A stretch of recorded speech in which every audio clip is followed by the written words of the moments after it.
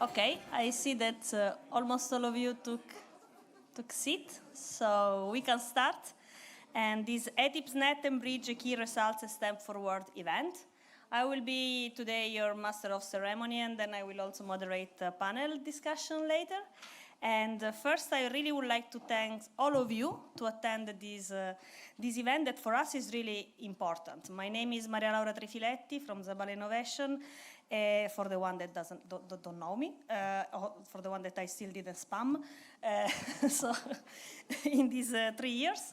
So we are here today to see what ETIP SNET and BRIDGE did in the last 3 years and what is still to be done.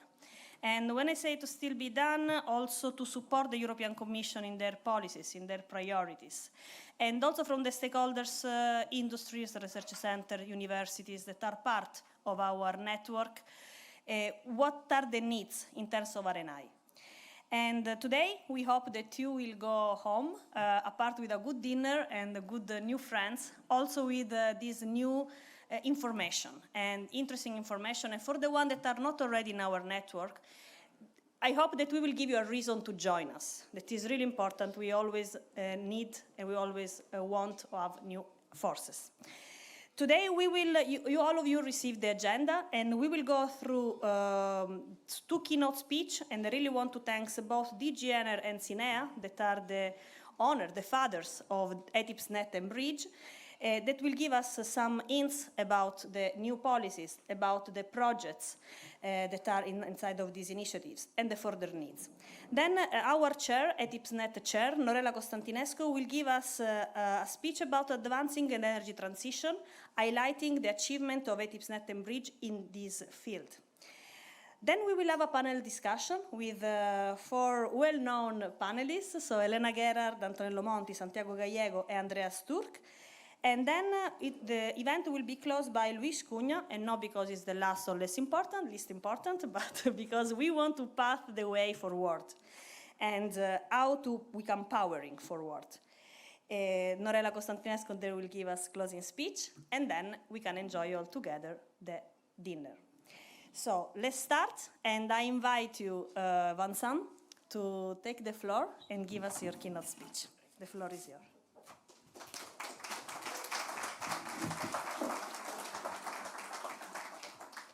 Thank you very much, Maria Laura, and good evening to everyone. It's my pleasure to open this event, which is taking place on the first day of the of the European Sustainable Energy Week, which DG Ener is co-organizing together with our colleagues from Cinea, and that's a real pleasure.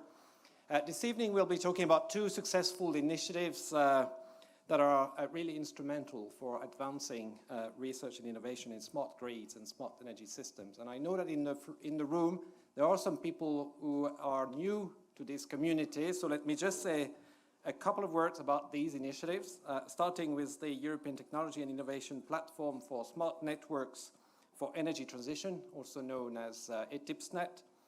Creation was in 2016, and that was created under a tool that I like very much, which is the Strategic Energy Technology Plan, SET plan, which we are revising this year. It's an industry-led platform that gathers now more than 150 organizations, ETIP SNET, and that advise the Commission, but also the member states on R&I priorities for smart energy networks. On the other hand, we'll be talking about BRIDGE a lot, and BRIDGE brings together over 150 Horizon 2020 and Horizon Europe projects that are active in different fields: smart grids, energy storage, highlands, and digitization. Very important topic, I would say a bit more afterwards. And altogether, if you look at all these projects, that means more than 1,000 partners from 42 countries. And the European Union invested more than €1 billion in this project. So it's good that we can extract the results that we need for advancing the energy transition. The objectives of BRIDGE, as a matter of fact, are twofold. First of all, foster the exchange of experience and knowledge among the members of the community. And secondly, to collect the lessons learned and feed them back into policy making for informing the preparation of R&I priorities at the European Union level, but also for accelerating the twin green and digital transition. And I must say, both BRIDGE and ETIP SNET have been really instrumental in the current energy policy context. I mean, we know about the Green Deal. We know that it's been considerably accelerated with the REPowerEU and this willingness to phase out fossil fuels imports from Russia. We're very close now to an agreement of the co-legislators on this target of 42.5 renewables by 2030. There were good news on Friday about that. And we know that achieving this target requires an increasingly decentralized generation with large shares of solar and wind. We know that it requires electrification of end-use sectors, such as mobility, heating and cooling.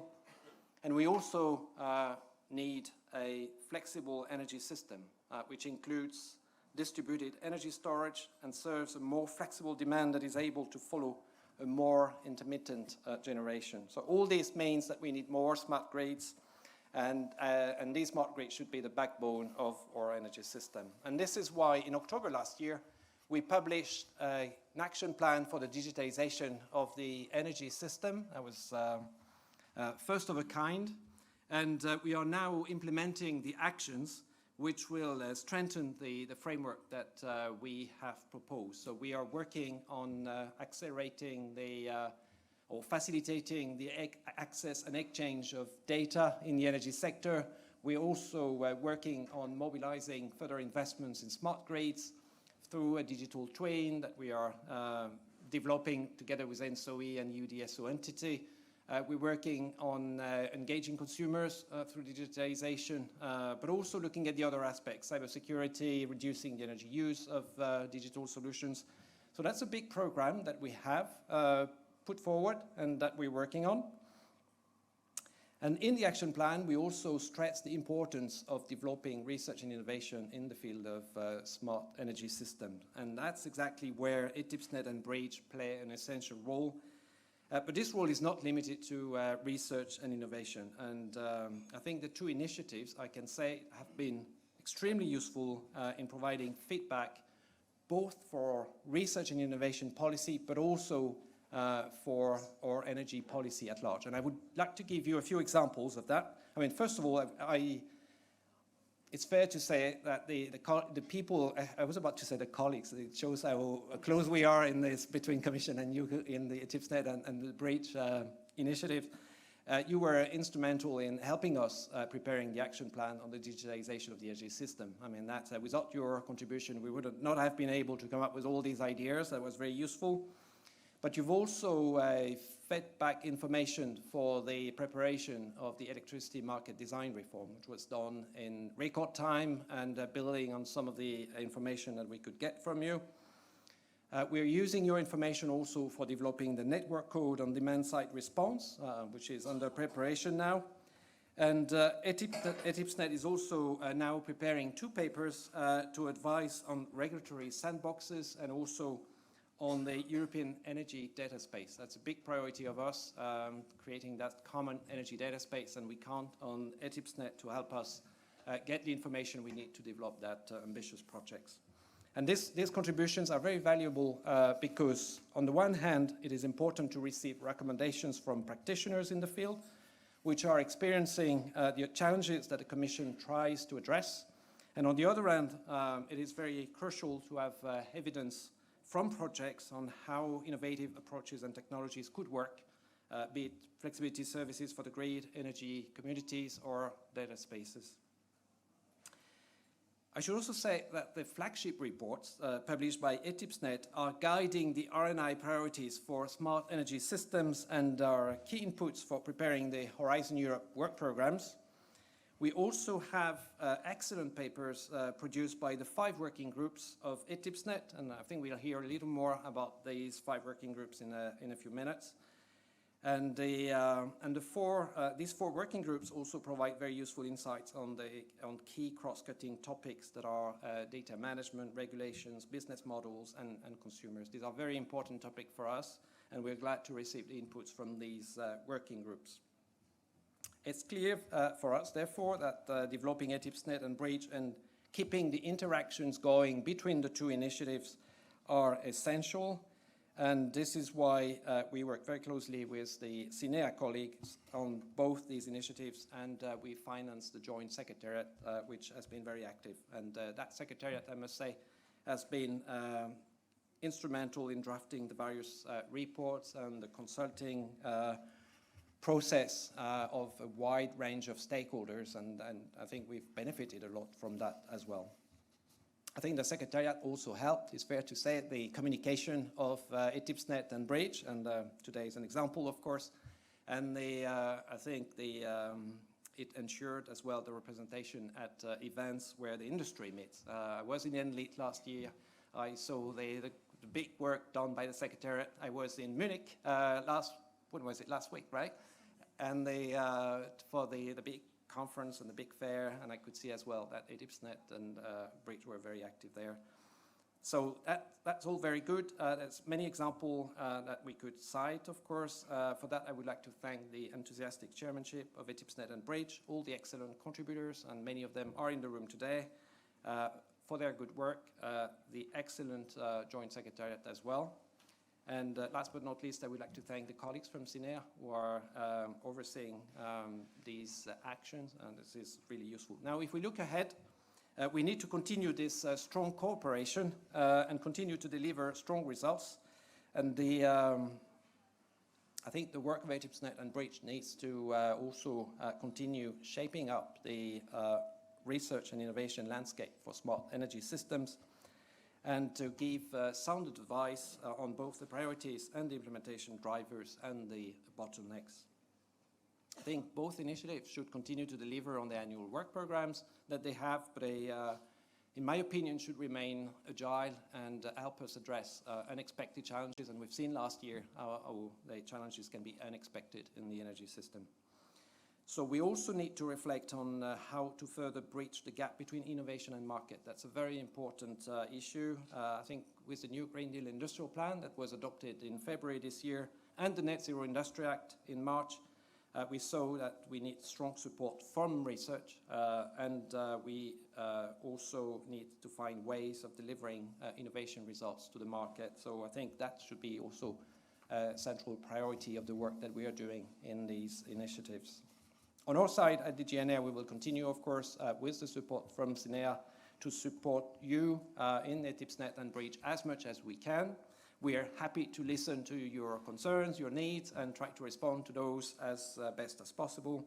I personally look forward, of course, to continuing the work with the BRIDGE and ETIP SNET community with a common goal, which is to create an energy system that is more competitive, more secure, and more sustainable. Thank you very much for your attention.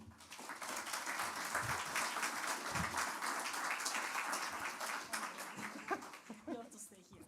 Yeah, they you want me to stay here. We glue you here. Thank you, Vincent. And yes, thanks for your words and also for the thanking. And we thanks also you back, of course. And the key word one of the key words is collaboration for R&I priorities, policies, and collaboration, especially with SINEA as well in this initiative. So I invite you now Robert Goodchild, that is Head of Energy Research and Innovation Unit at SINEA. And I didn't present you, Vincent, properly with your title, but I think that all of you know, all of us know you. So please, Robert.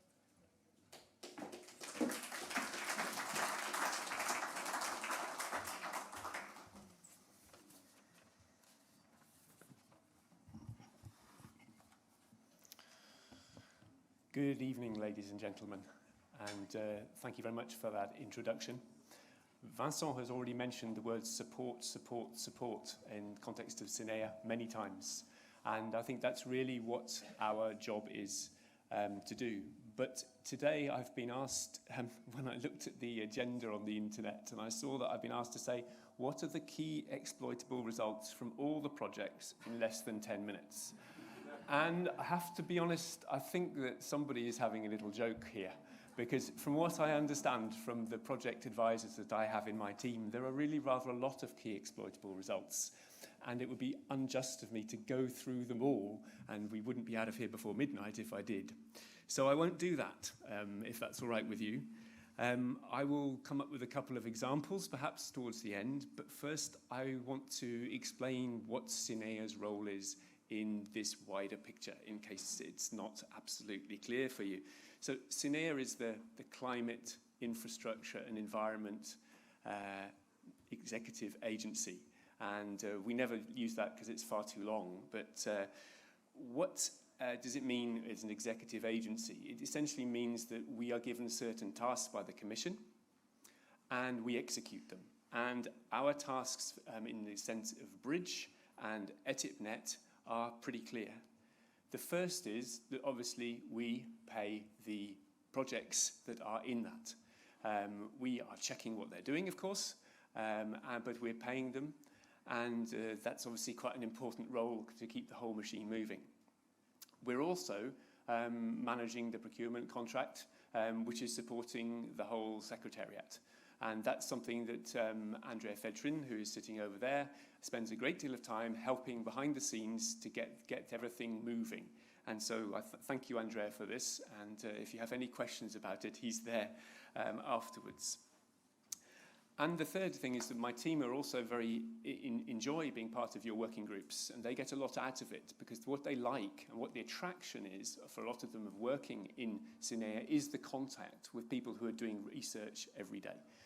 And so my team are really there to help within that by participating in the working groups as well.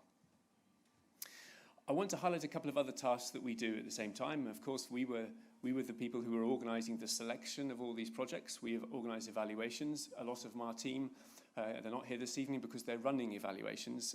We seem to be in a perpetual cycle of these things.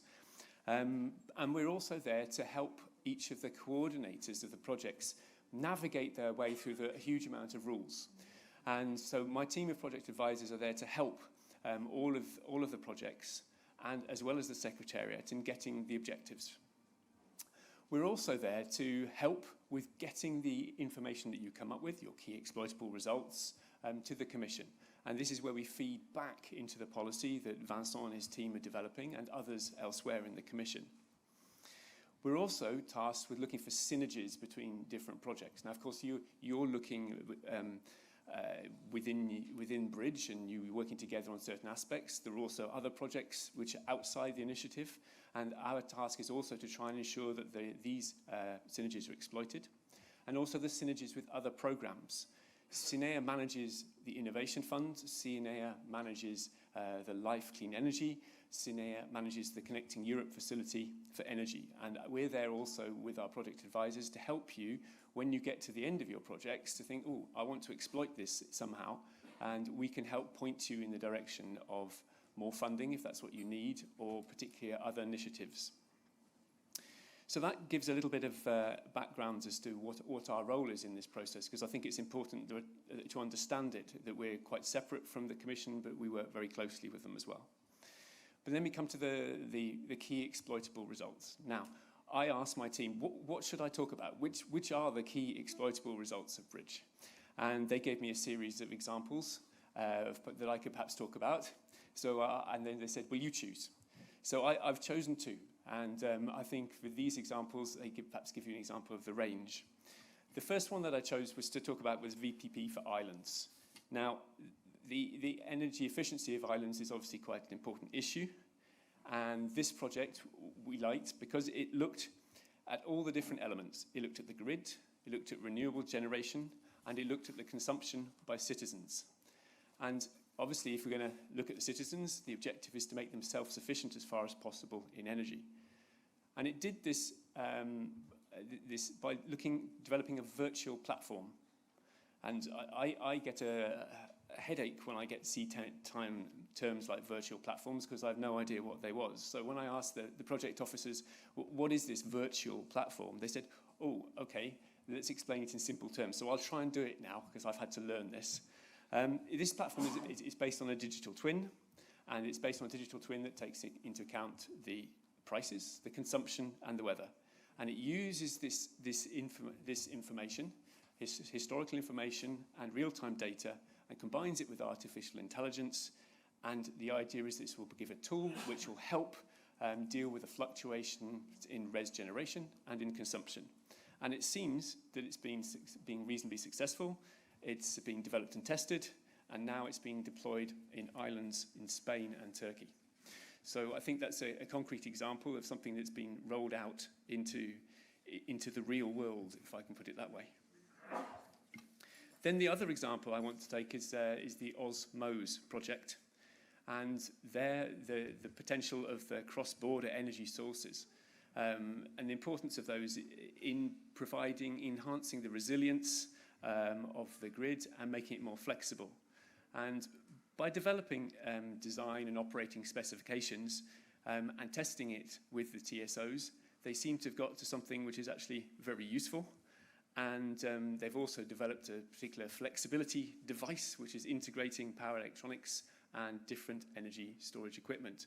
And I understand, and I hope this is still definitely the case, is that one of the consortium partners is currently in the process of investigating how to spin this off and commercialize it, because that's obviously a big part of what we're trying to do in pushing forward the competitiveness and bringing the research and development that we finance to market. So there we are. There are two examples and an explanation of what SINEA's role is in this. We are very pleased to support you all in getting the objectives of the projects and furthering the objectives of BRIDGE and ETIP SNET. And we're very proud to be able to support the Commission in that. So thank you very much, and I hope you have a successful evening.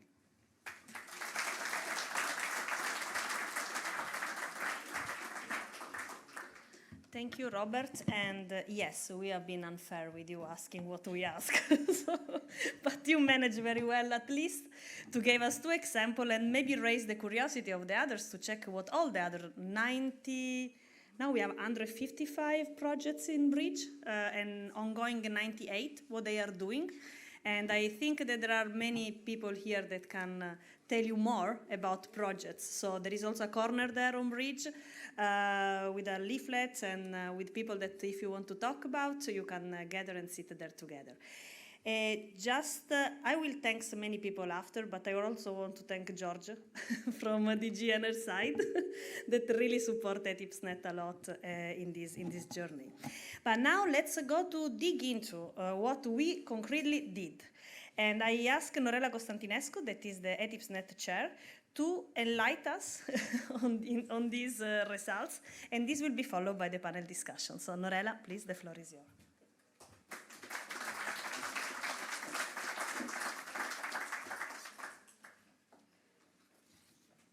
Thank you, Maria Laura, and good evening, ladies and gentlemen.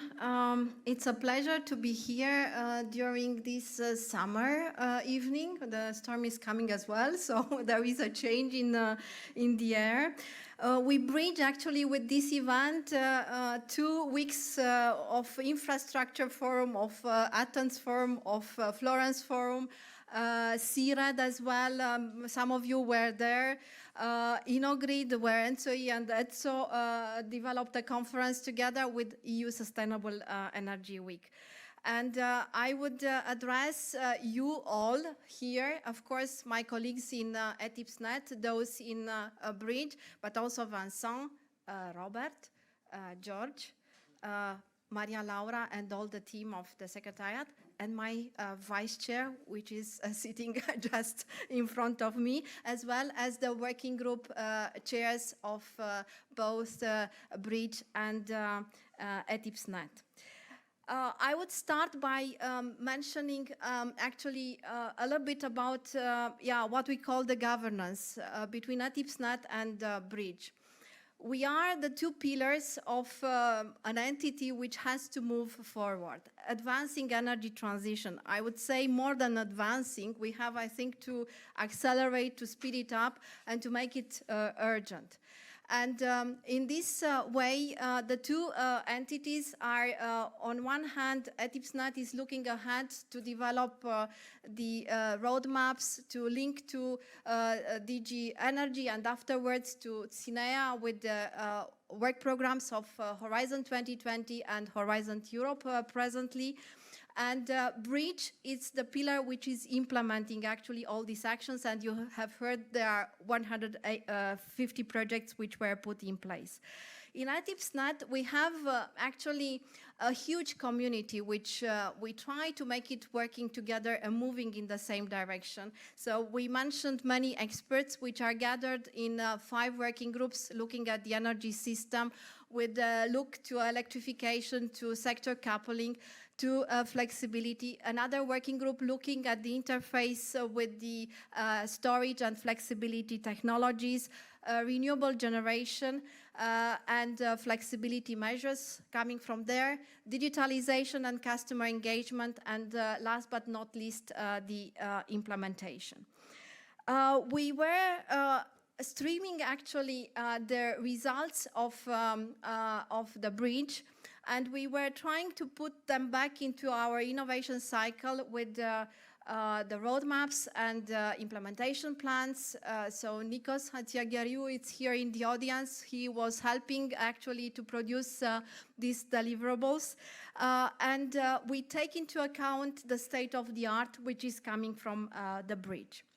Now, this is about the governance, but how we advance actually and which is our impact in this energy transition.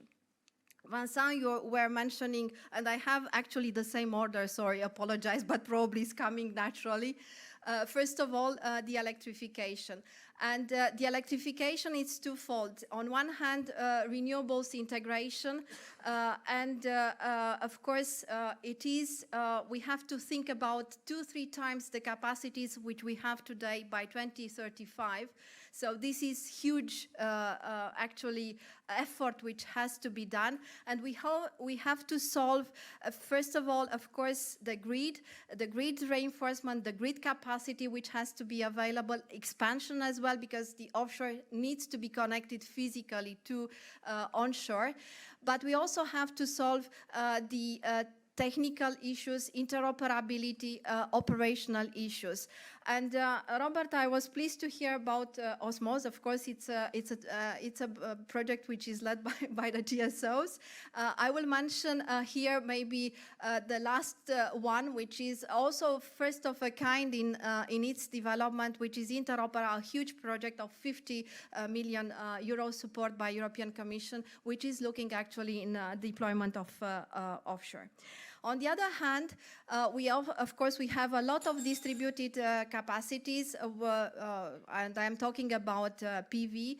Of course, Luis, who is representative of DSOs, can tell you more about that.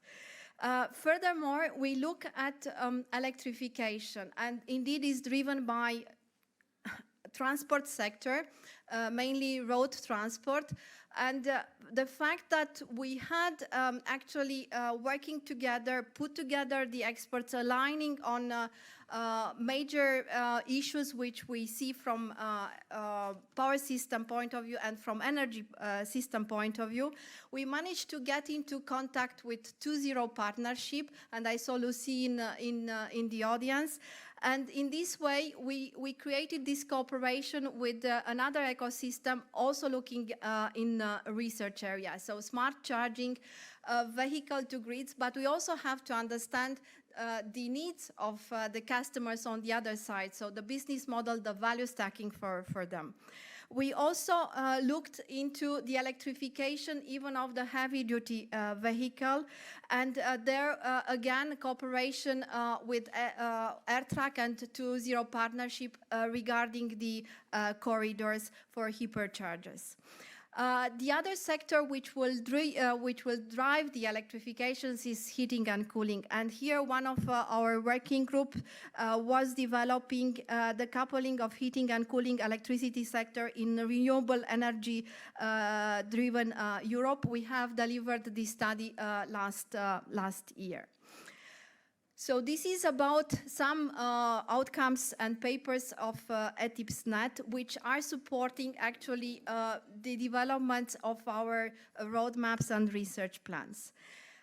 We also look into what we can have as solutions, such big capacities of renewables which have to be integrated. Electrification of end uses requires actually a lot of flexibility sources. And here I would like to go into an example, because indeed I cannot take everything. I will take the example of BRIDGE actually here. And I will mention one of the projects, which is last in a row of developments we carried out, OneNet. And here the working group regulation as well as data management actually were very much involved and driving a kind of unique outcome after a series of projects which are looking at how the TSOs, DSOs, also the market participants, they come together, they provide their flexibility sources. This is done in a coordinated manner, and we put in place an IT architecture which can also reach cross-border. Of course, the organization, optimization of the projects, harmonization of the products are very important. The third element I would mention is digitalization. This is, was driven by the European Commission. Of course, we participated in this endeavor. You mentioned already, Vincent, the ENTSOI and the UDSO entity work on the smart investments and digital twin. But as ETIP SNET and also as, I think, input from the working group data management, we put and started to develop this paper you already mentioned regarding the data energy space. There is a lot of work which was done there, and we took actually the outcome of the BRIDGE data management group looking at reference architecture into account, and of course we have to come up also with the use cases from industrial perspective. And what I would still mention, maybe you also put it in your speech, Vincent. So it's the industrialization, the market uptake, and I will say also sustainability.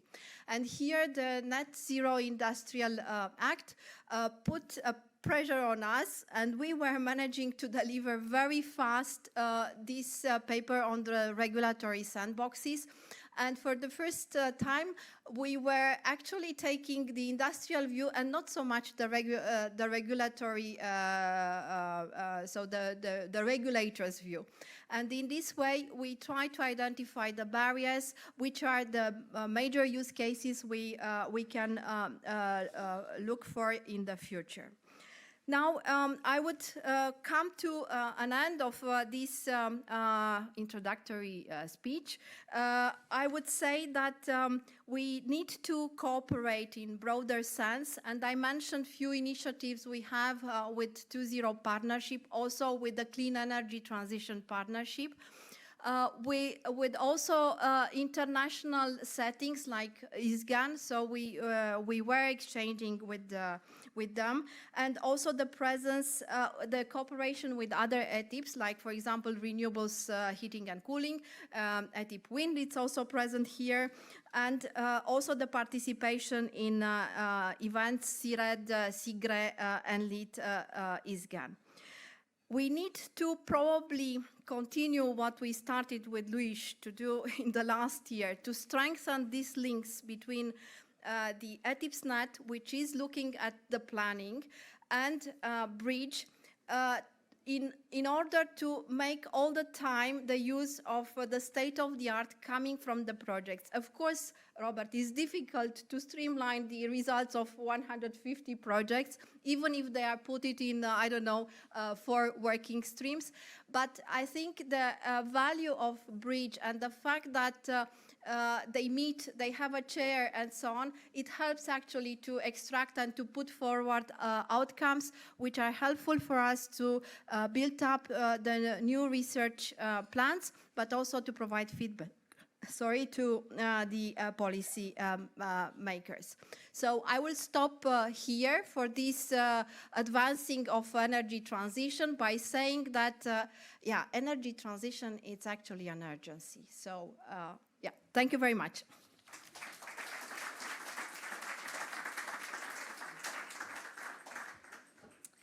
Thank you, Norella. And so in view of show what is the link and the collaboration also between the working groups of ETIP SNET and BRIDGE, I invite our panelists to take the floor. Come on the stage, and again we have Elena Gerhardt. You recognize, is the only woman here, so we need for sure to, yes. Yeah. Or maybe Andreas, if you want to sit there, so you don't need to tell too much. Yeah, so, and I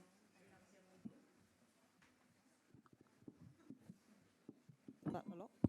Okay.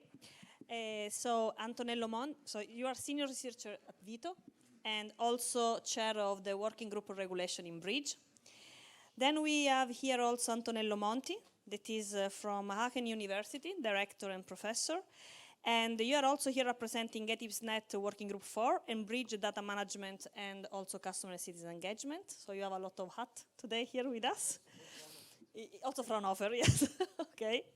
Then we have Santiago Gallego that represent here the ETIP SNET working groups. We couldn't have all the 5 here on the stage, so you will represent them. And you work for Iberdrola as Network Regulation Manager here in Brussels. And then last but not least, we have Andreas Turk that represent here today Business Model Working Group. And you are head of research group International Climate Policy and Economics? Yeah. At EUSEW Research. Yes, you will pronounce it better than me, for sure. So, good, and so thanks for the invitation, and thanks for being here to let us know in a few words what the working groups of ETIP SNET and BRIDGE are producing in the last 3 years, and also what is the what is next. And let's start with looking back at 3 years from now, and maybe business model has been reactivated more recently, but still with good results lately. And I leave you the floor with this same question. So what has been, this is nice summer, Belgian summer, sorry. Was it okay, oh my God, what is happening? But then it's very hot here, so if you want to have a shower, please, you can go outside, and you can come back here. So we will forgive you. Okay, so with this question, I leave you the floor one by one. I don't give order because you are all important as the same. But maybe we start with a woman. Can I say that? So, okay, Elena, for Working Group of Regulation of BRIDGE. Thanks. Okay, thank you, Maria Laura, and thank you for giving the opportunity to tell a little bit of the history of BRIDGE. Where did we came from and where are we now? Because I must say the past 3 to 4 years, it has been a journey because BRIDGE has been grown. Well, you heard the number of projects. To put that into perspective from the regulatory working group, in 2018 we were 17 projects, 17. At the moment we are over 70 projects that are joining. So that's a triple-digit growth of a working group, which is massive. But it's not just in number of projects that we have grown. We mainly have grown into maturity of the way that we work and obviously an impact. And impact is what, in the end, we want to achieve. Let's give you some examples. In 2018, when we started, we were only 17 projects and the range of topics was extremely broad. We were working on TSO, DSO coordination, but also on regulatory options for second life batteries. So you see the spread is quite broad. The outcome of the knowledge sharing was relatively high level. And the main goal and benefit and impact of BRIDGE was growing the network, making the R&D community at EU level more known. And also that, of course, facilitates future proposals and R&D initiatives. Obviously, that's not what BRIDGE is only about. So it moved further away. And in the second wave of BRIDGE, let's say 1 year later, we were also thinking it's not just about knowledge sharing. How can we actually support novel projects to be quicker and faster and to really focus on innovation, avoiding doing work that has already been done in the past? So 2 concrete examples of what we did was we worked together with Regulatory Working Group and Data Management Working Group on a use case repository. Because we do not need to reinvent the different use cases where we try to look for R&D solutions. we can actually build on use cases. They are in every project available. Another example is the participation towards the harmonized electricity market role model, where different projects from the regulatory working group and the data management working group were giving suggestions how we could amend, adapt, improve or extend this role model, so that in the end we all use the same model. It's obviously a support for novel projects to speed up the work, but it's not only for the projects as such. It also supports the comparability between different projects, because they use the same cases, they use the same roles. So that's a very operational benefit of BRIDGE. But it's clear that that was not the only goal. So I would say the third wave of growing up as a BRIDGE community was looking more at what is policy doing? What are really the policy challenges that are ahead of us? And let's try to make the plan of the year tackled to those policy initiatives. An example is the framework guidelines for demand response, also the digitalization of energy action plan. So what we tried to do was, okay, we know what the Commission is working at. Let's now try to select exactly those best practices within the projects that can support those initiatives. So that at the end of the BRIDGE working year, when we draft a final report, where we have barriers, best practices and recommendations, that those recommendations are not just a nice to read, but that they are actually also useful for the policy initiatives at stake. I already mentioned the framework guideline for demand response, but also the reform of EU market design was also something where we tried to contribute, although that was more at short notice. And then the final, I would say the fourth wave of becoming an adult as a BRIDGE community, it's where we are now. Because last year we were making those reports where we try to make policy impact, but it's still a rather static impact. It means we work during 1 year, we formulate a report, and then we hope that it's read and used. But it's of course not, like Vincent mentioned before, it's not very agile. I mean, you need to wait more than 1 year and even longer before publication. Yeah, things are moving faster. So what we try to do this year is to become agile and to respond quickly to needs of policymakers. 2 concrete examples.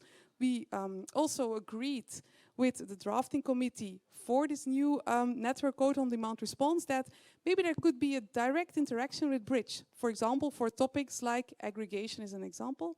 And also for the EU market design reform, we also provided on-the-spot input related to baselining, settlement and energy communities that in the end ended up in the proposals.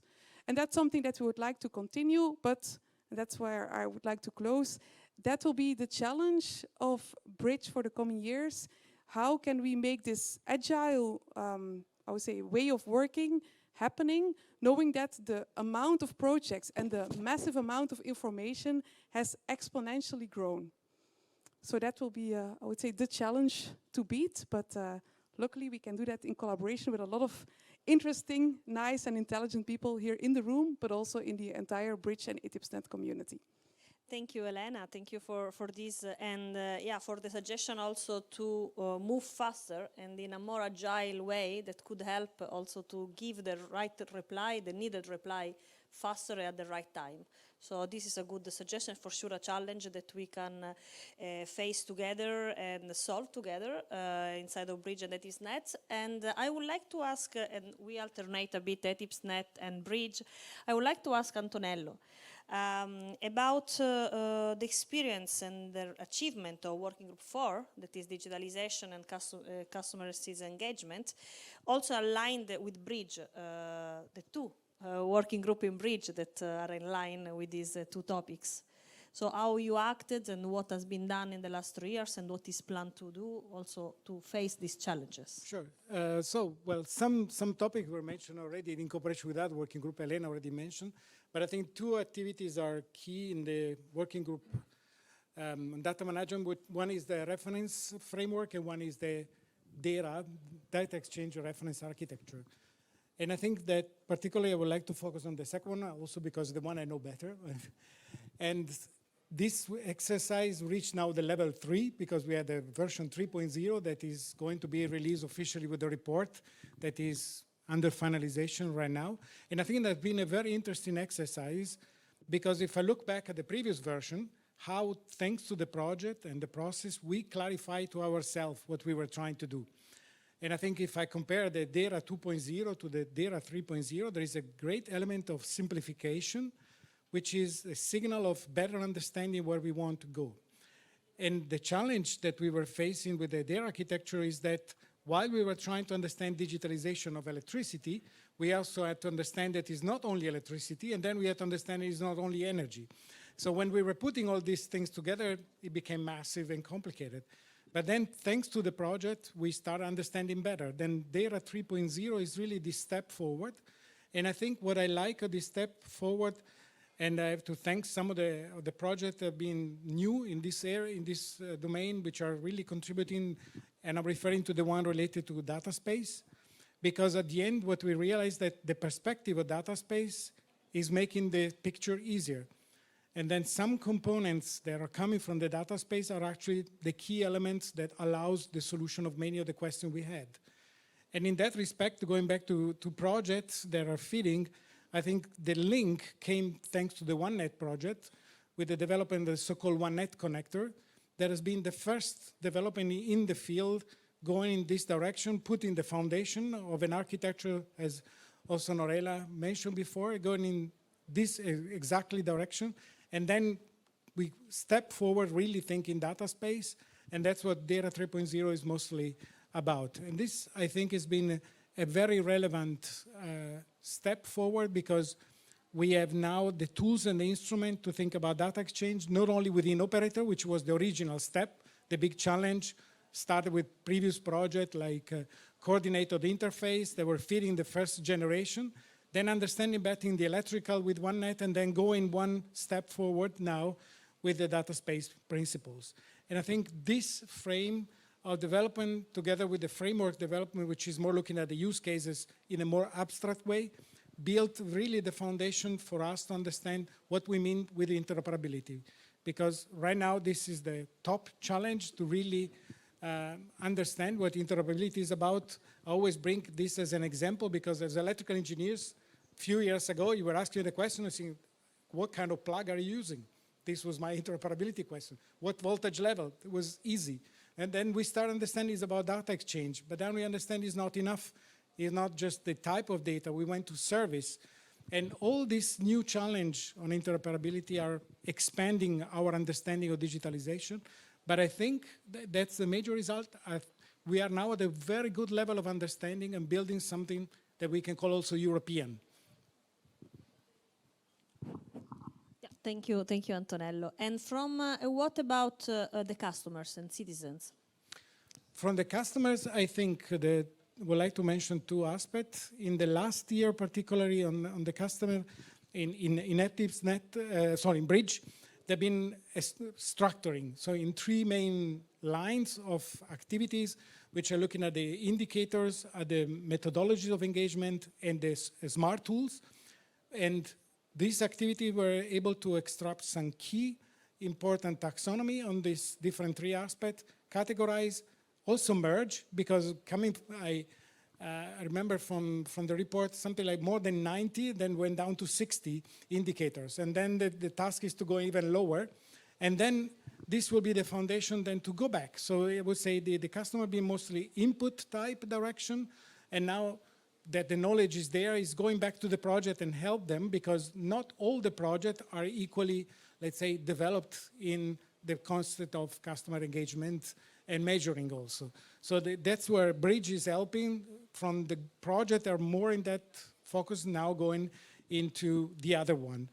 And the other nice point here is in the education, there is a good link now between ETIP SNET and BRIDGE exactly on skills. And there is a new activity in working group 4, so that brings back to my working group where we started the third task force and this is teaming up with a BRIDGE working group on this playbook for skills, which connect very well with it was today the topic at EUSEW, that is focus this year on skills. Digitalization is the big challenge. We have some large initiative like the ETIP project from Erasmus+, but it's a massive challenge. And we heard it also today in several presentations. Joining the force between the two initiatives is a key element of success in my view. Yeah, exactly. And also we have to have a look also at the large scale partnership is called, Cristiana? Yes, so that deal with skills, and also here many of the partners of these EDI Plus projects, even if the coordinator is not here with us, is Miguel Sanchez, but yes, we will put a lot of attention on this as well as topics of the year, but in general for really upskilling and reskilling the skills that is key for having also new resources in working toward energy transition. Thank you, Antonello. And coming back to Bridge, Andreas, we said that business model was, let's say, resumed a bit in the last year, but I know that worked very well, and I would like to hear from you what are the achievements that you made with your colleagues. You can use that. So, 70 projects are developing business models. But I myself was involved in a range of Horizon 2020, now Horizon Europe projects, and I see in the first half year you discuss what is a business case, what is a business model, what is a use case. So what we started is to make a glossary of expressions, to shorten the learning curve for newcomers, and to make these terms consistent across the projects. The second is we tried to make consistent the methods, because in evaluating or designing business cases, every project has their own approach. Of course, the standard approaches like business model canvases, but again, the way they're used is very different. And we try to educate the new project with best practices of more mature projects. And 60% of our participating projects only have qualitative business model assessments. And we think this is important. Business model canvases are inspiring in group works, triggers thinking, but for policymakers, it's not enough. Policymakers want numbers. And only 40% of the projects make some quantitative calculations.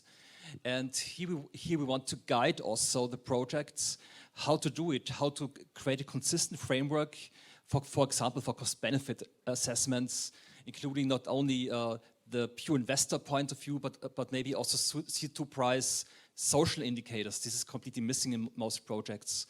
If we look at the projects that are involved in the working group, there's 16 or more energy community projects.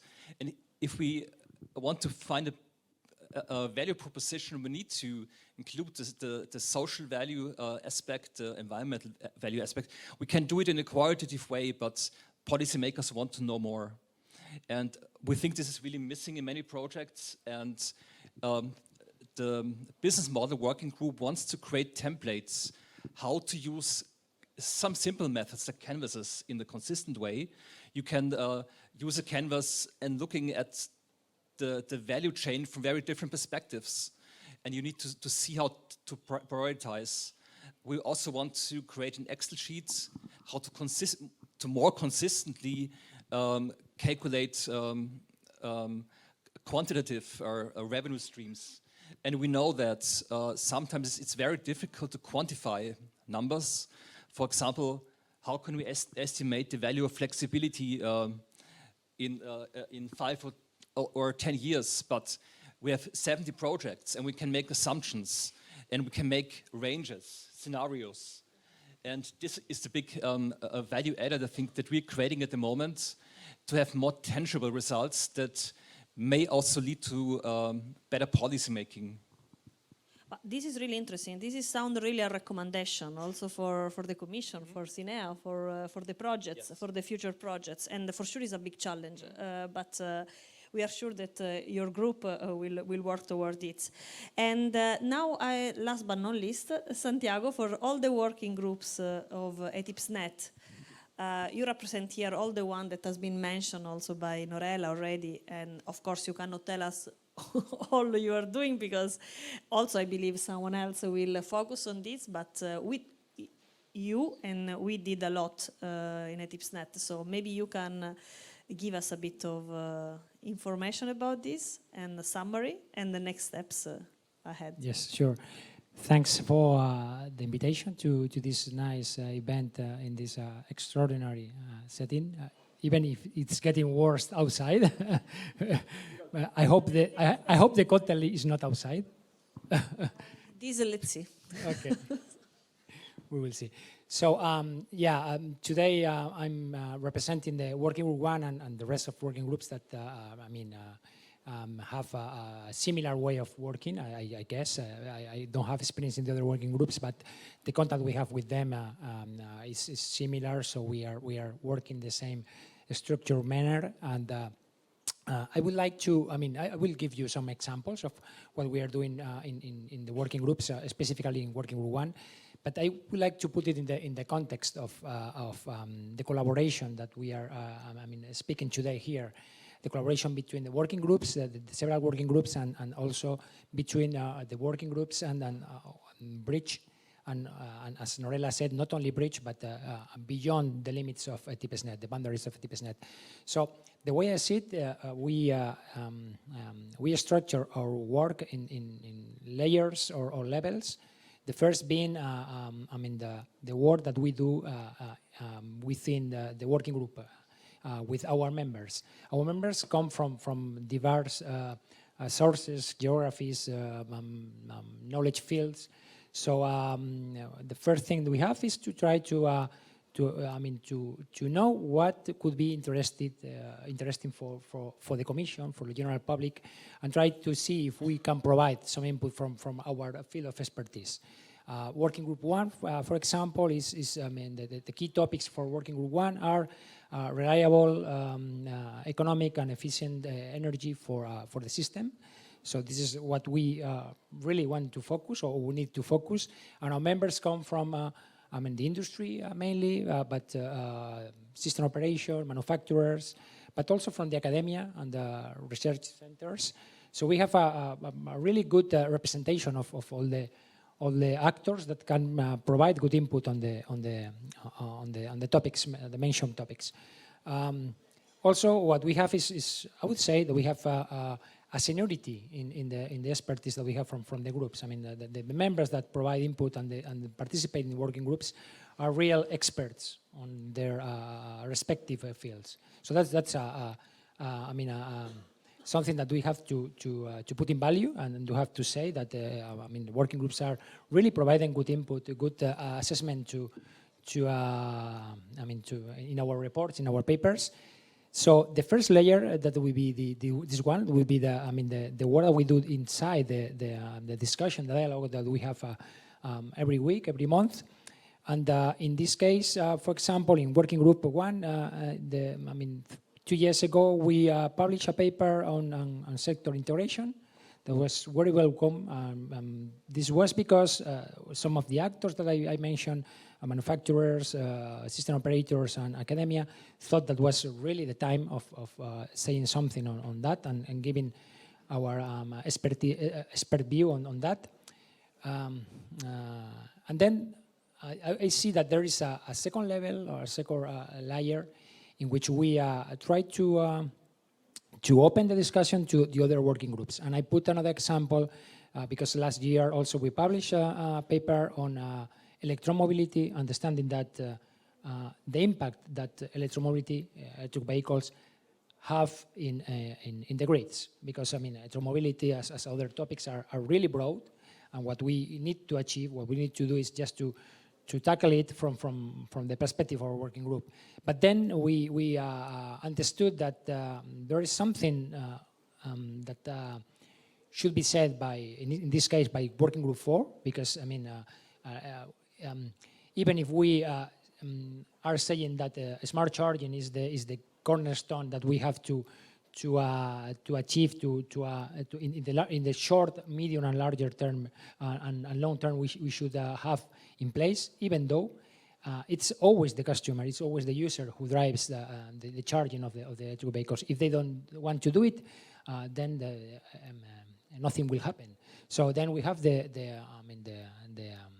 the good input from Working Group 4 that, as Antonello said, is most involved in or has to do more with the customers and digitalization. So we opened the scope of the working group, and then we have this collaboration, because the word is collaboration, cooperation, between these working groups. And then we have another layer of that I think that we have to go for this stacking of layers, and we have the third one that is going beyond the boundaries of ETIP SNET. In this case, we can go for bridge, for example. This year, we just started a dialogue with Elena and working group regulation on bridge for the next new paper that we are going to start. That is on an integrated energy planning, infrastructure energy planning, and then we saw that we have something to work together. So this is an example on how to approach the different topics that we have to address.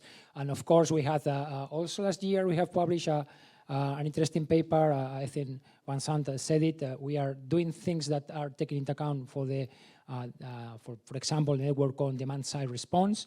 So we approach. We have a collaboration with ISGAN, that it's the International Smart Grid Action Network, very specialized in flexibility. So we had this paper on resilience, flexibility for resilience.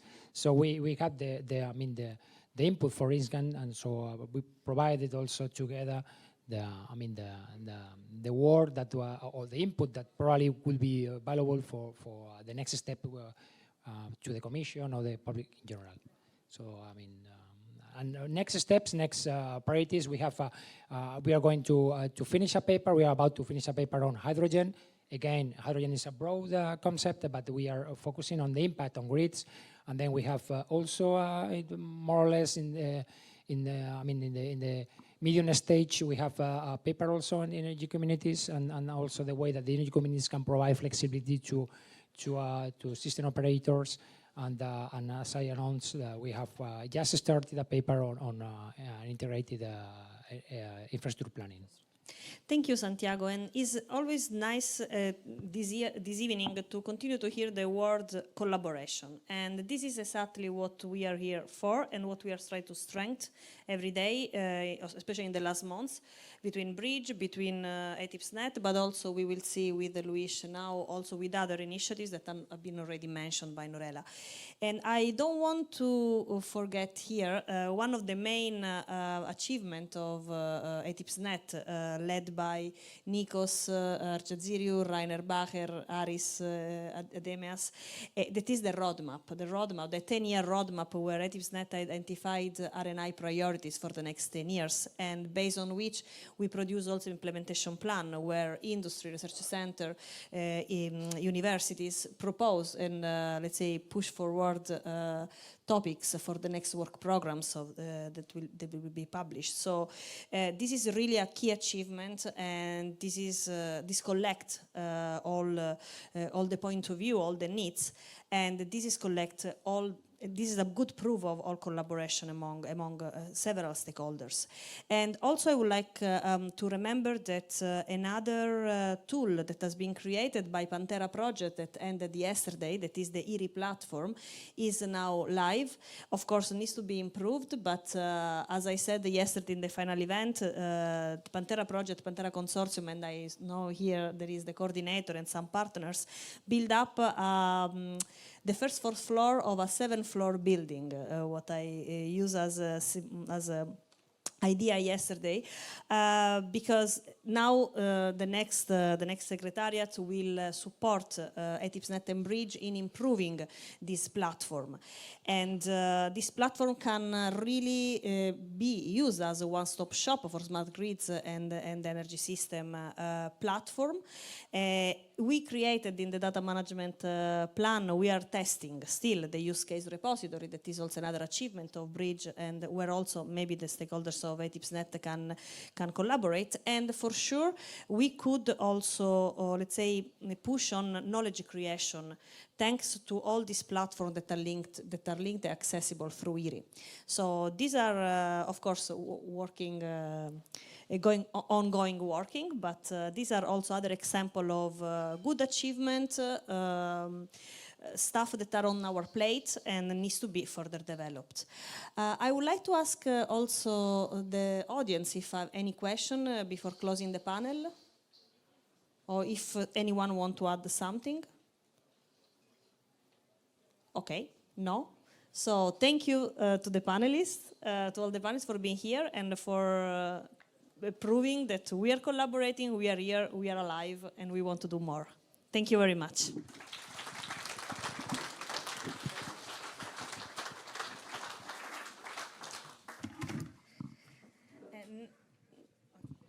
Hello? And now, since we have to wait that the rain stops, but not only for this, but because... yeah, okay. You have a lot of, you don't have so much time. But yes, we can eat inside, so don't worry. But last but not least, Luis, for powering forward base. Sorry? Yes, these are closing remarks. Then there are my thanks. But please, the floor is yours. So, Norel, Maria-Laura, thank you very much. First of all, I think I have time. I will stay here in Brussels tonight, so no problems, as long as we have dinner. So, first, thank you to all attendants, and let me thank also the European Commission and SINEA. I think for me, I've been around for the last 1 year, I would say. I've been following the activities of ETIP SNET for the last 5 years, maybe, but not directly, through the projects that have been supporting the activities of ETIP SNET. And I'm very pleased to be here, but I see that this is not possible without having the support of the Commission, also support. Thank you very much, George, also from your side. And first of all, because you are pushing us, I think it's very important. We said a lot of times today that we need to be agile, and indeed we need to have someone to push for us, not only us, but others also need to push for us. And that is very important, that we have some guidance and also these challenges that we need to face. And then I'm just a brief word just to Maria-Laura also, and to all the Secretariat, to thank you also very much for the work you have been doing during the last year. At least I've been following very closely, and without your work, I think it wouldn't be possible to do what we are doing now. And also thank to all the teams and to all colleagues that have been working, and we have a lot of work done during this year. And finally, a special thanks to the chairwoman of ETIP SNET, Norel Constantinescu. I think it's great to work with you, and it's my pleasure also to do it. Thank you very much. Now going to a little bit into the future, if I can say something on that. I think I'm the only one with slides, yes, but I can pass the slides. I'm not seeing the slides, which is good. Maybe I see that one. And then I have three buttons. Should be this one. Okay, good. Okay, not easy. Okay, I'm not going to repeat what we have been doing during the last year. I think it's important to focus a little bit on what we are going to do next. Just for those that don't know very well what we do within ETIP SNET, so basically it was already presented, but I always like to have this kind of engineering process in my mind. So I know that we do the long-term vision with roadmaps. I know that we do the medium-term vision with implementation plans. And I also know that we do the short-term vision with white papers. White papers and policy papers are something that we do from time to time. Some are scheduled, others are ad hoc papers, but they are crucial also to understand our position in that particular moment in time in relation to a certain technology, to a certain feature, to something that is important for the development of the smart networks. So having this in mind, I think it's also very important, because I think the roadmaps are important, the implementation are important, but everything in the end is important to ensure the role of the ETIP SNET. So basically, we have a lot of things to do, some of them already scheduled. A lot will be brought by the Commission as ad hoc requests, and we are becoming more and more ready to face them, and that is very important also to stay today. As for the cooperation with our brother-sister, I would say, BRIDGE initiative, I think it's also very important to understand what is this relation between ETIP SNET and BRIDGE. And I have also my own view on this. I think that ETIP SNET, to a certain extent, define the needs with these roadmaps and implementation plans. But then we also need to collect the results of the projects, the key exploitable results. And this is what BRIDGE can bring also to ETIP SNET. So this cooperation is crucial also for us to understand what is the current stage of a certain topic that can be addressed by the smart networks, which is the central topic of the ETIP SNET. So reinforcing this kind of synergies is crucial and will become even more crucial in the coming futures. It was already mentioned that we are now counting on this use case repository, the IRE initiative, which I believe is also a very important step, because in the end, it's much more easier to have a conversation if we have use cases, because use cases are our way to design what we need to do. So it's basically a common language that is easier to make us ourselves understandable between each other. So the point here is reinforce cooperation is crucial. Cooperation, cooperation, cooperation.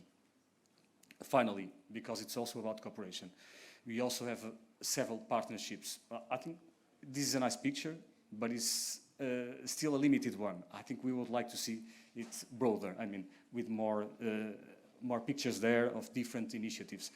But I was just looking at these several initiatives and I found the common thing between almost all of them. I think they are all looking towards implementation. And this is my second key word, if I can have today, is implementation. So I think now we have the roadmaps, we have the implementation plans, we know the state of the art with the white papers, we are supporting the Commission with these policy papers that are looking very crucially to the topics that are pain points for the industry. And I think the next thing to do is to implement. So my message is implementation, the second one. And finally, this is a new picture that I decided to bring today. So basically, I like it for a single reason, that I like simple things. I try to be a complicated guy, but in the end, I like simple things. And I think this is about networks, smart networks, so the networks are in the middle. But networks are not the most important thing. The networks are a kind of facilitator, active facilitator. They are there to facilitate the transition. What is important is to really integrate the renewables and to serve the electrification of society, and by this to bring consumers on board to the central part of this equation. But it's also a funny thing that you see these links, the kind of feedback loops between the different boxes. And what I like the most is that indeed, if you can link nowadays with the energy transition, the final link, which is the consumer, with the first box, which is the renewables. That means that we can even have consumers that don't depend on the grid. But there is a moment in time where the grid will need to be there. So it's important that, again, these three blocks cooperate with each other so that we can have a peaceful and sustainable and cost-effective transition. So this is my last message, as I think it's time now to accelerate. And I see ETIP SNET and BRIDGE and their cooperation as a key instrumental tool to make the industry capable of facing the challenges with this industrial plan that the Commission is putting forward right now, also to bring on the market evolutions that we need to bring on, but most important of all, to make sure that we don't miss a single piece of the key exploitable results and make the uptake of the market that you mentioned. So both of you, I think, very well concluded in the beginning what we need to conclude with ETIP SNET. So this is my key message for today, and thank you very much.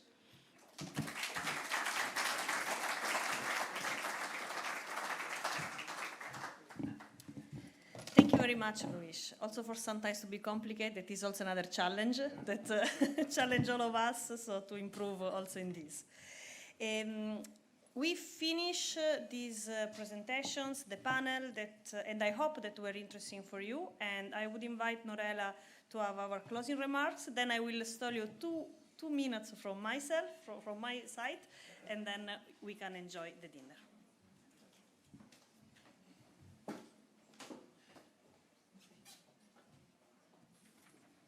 Thank you, Maria Laura, and thank you all. After you, Luis, I don't know what I can still say.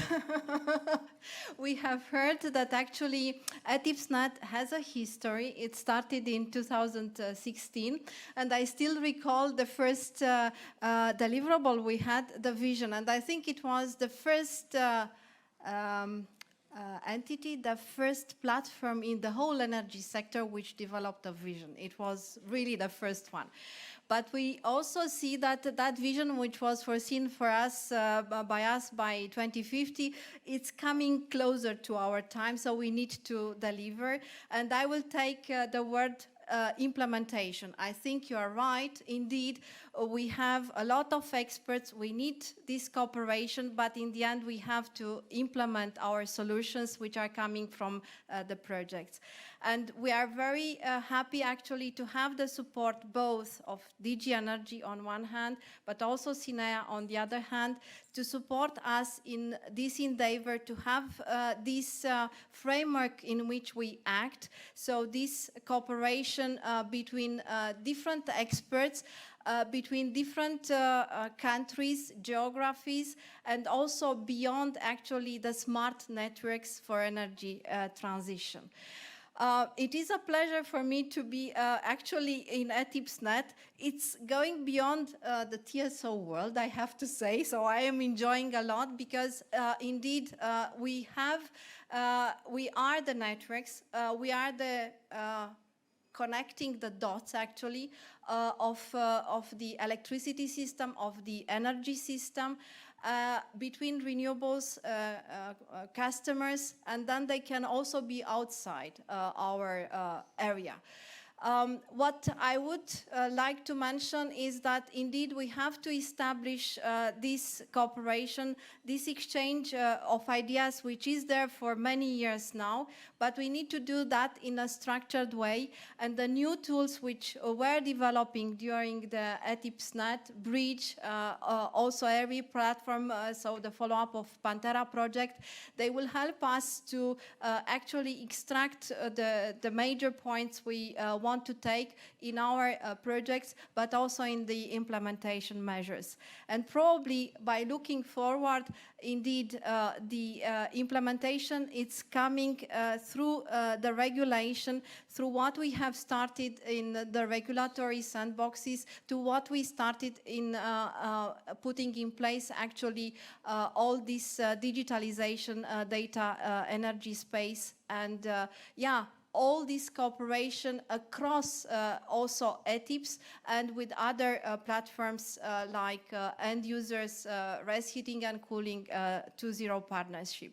So it is a big journey, but I am happy to see still ETIP SNET. I hope that you as well, so many today, and still being at the center of other ETIPs, maybe because we are dealing with the grids, but I think it's the way to go forward for ETIP SNET. Thank you very much.